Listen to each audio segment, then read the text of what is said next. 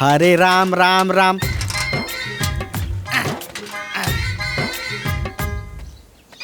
अरे गोपाल जी जयपाल जी हो, अरे कहाँ बड़ा लोग? पंडित जी आई आई। अरे जजमान आई आई पंडित जी आई। आई बैठी आई बैठी। उ जौन लड़कवा के बियाहे के बाद भइल रहे उ शादी काहे नहीं करत लोग? अरे बहुत बढ़िया परिवार बा, रजवाड़ा बा। अच्छा पंडित जी, उनकरा के घर में के बा? नौकर बा, चाकर बा, कार बा। मतलब खाना नौकर बनाई तब का? तो ये पंडित जी तो हमनी की बेटी बैठ के खई हसन। तब का? ए छुटकी तो हमनी के अपने बेटियन के बियाह ऐसे में घर में करे के चाहिए, चाहे कुछ हो के। ए पंडित जी, देखा देखी खातिर बात चलाई ना। अरे पहले परिवार से तो लोग एक बार राय बात कहला।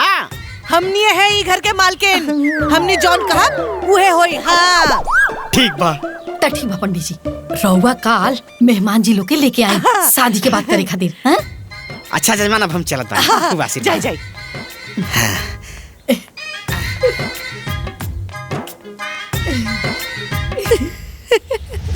हाँ देखा, एके में के कप प्लेट आ गिलास चम्मच सब होके के चाहिए, समझ गइलू?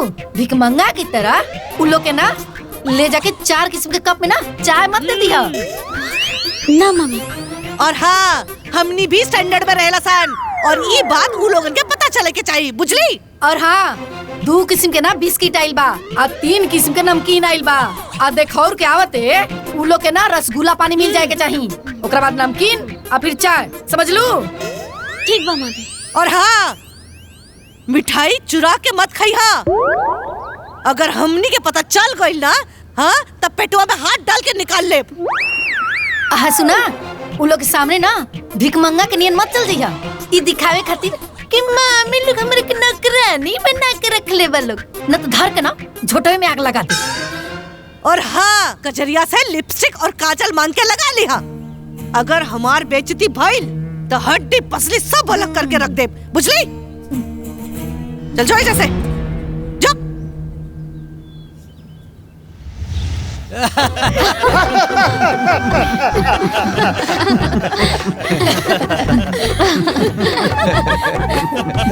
जान जाई जना कि हमनी के घर में ना बेटियन के खूब आजादी बा।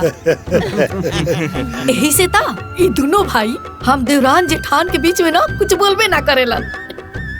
कहा जी सही बोल रहे हो बड़ी। अरे ना महाराज, भौजी के काला का मतलब ही है कि हमनी दोनों भाई नु आपस में बड़ा प्यार से रहल जाला।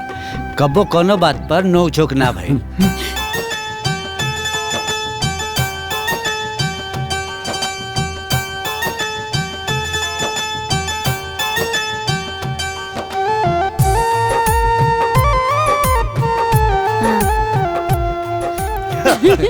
एकर मतलब प्यार वाला अनुशासन चलेला।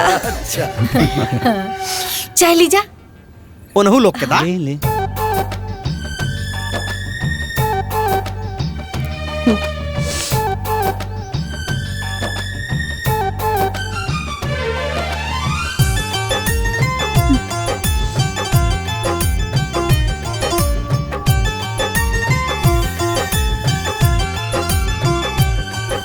अरे बबनी लोग की भी तो बुलाई। देखा ए छोटकी आवतिया।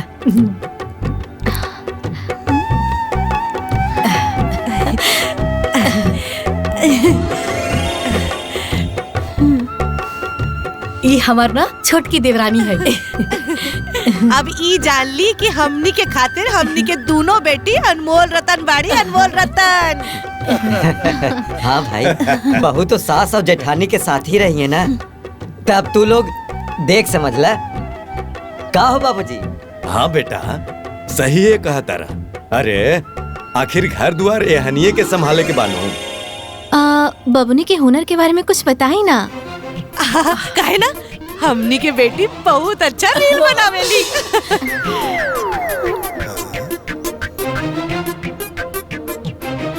हाँ, और जीजा जी चाह ले ना तो दीदी उनके साथ भी रील बना सकेली।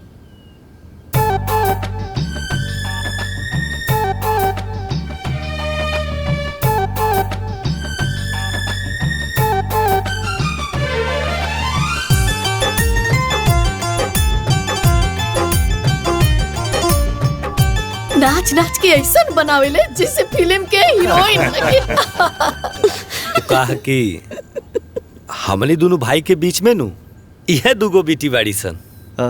ई के रहला? अरे का बताई बाबू, हमने के कपार के बहुत बड़ा बोझ ब्याह, बोझ। हाँ, यहाँ के छुटकी बहन के बेटी ब्याह। और ओकर माँ बाबूजी लोग? अरे मोर गई लोग, यही से तई विपत हमनी के कपार पे भी है। अरे ये सब ना बोलल जाला। आप सब लोग अगर बुरा ना माने तो एगो बात पूछ सकीला का? हाँ कहीं कहीं। अरे शादी ब्याह के बाद में ना एकदम खुल के बात करे के चाहिए। कहीं कहीं हमरा रउआ बहन के बेटी पसंद बाड़ी।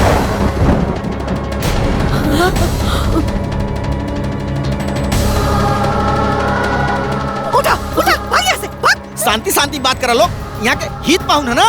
अरे चूल्हा में गइल हित पाहुन। हाँ, ये कोनो बात होला?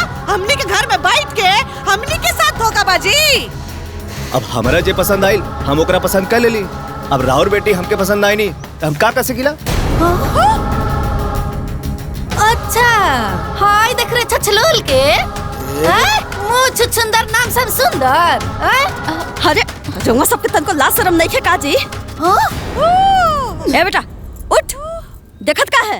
ये घर में बियाह शादी ना हुई। चला यहाँ शादी वादी ना हो। चला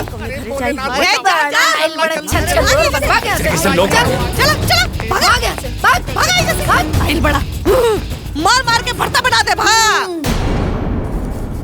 अरे दादा हो दादा, पहले से तो अपनी बेटी के सुख में हिस्सेदार बनले रहे, अब इनके भागियों में हिस्सेदार बन गई। आज एकरा चलते हमारे बेटी के बियाह कटल बा। हे भगवान, अरे दादा होते थे मुंह में फोड़ा पड़ जाए, नकटेड़ी कहीं के एकर मुंह करिया हो जाए। इतना ना सुंदर है तो हमारे बेटी के बियाह ना कटल रही।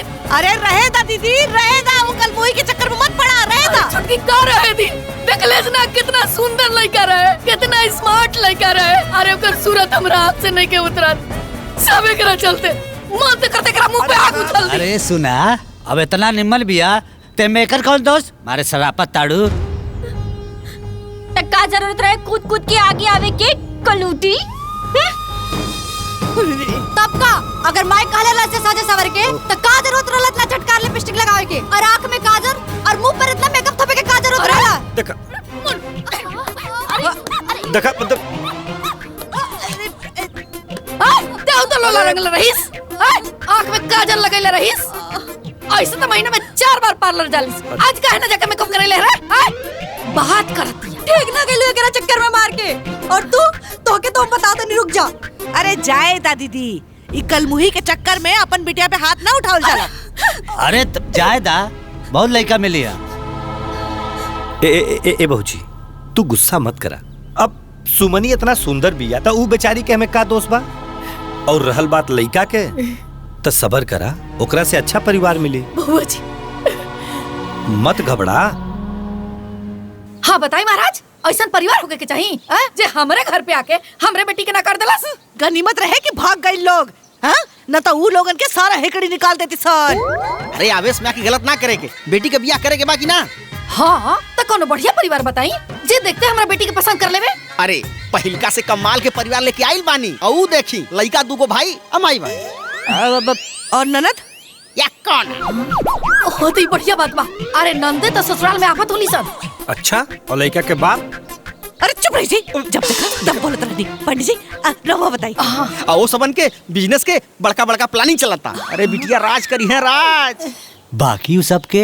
अरे रुआ चुप रही जी, पंडित जी बताई बताई। अरे वो घर में अगर राउर बेटी की बियाह हो गई ना तो राउर बेटी फॉर्च्यूनर में घूमी। हाँ ए पंडित जी, एगो फॉर्च्यूनर से घूमी कि दूगो फॉर्च्यूनर से घूमी? अरे दूगो होके चाहे एगो, गाड़ी तो गाड़ी होला। हाँ पंडित जी, तब बियाह हो जे रोआ जल्दी से ना देखो की करा दी। ठीक बा, चलत बानी।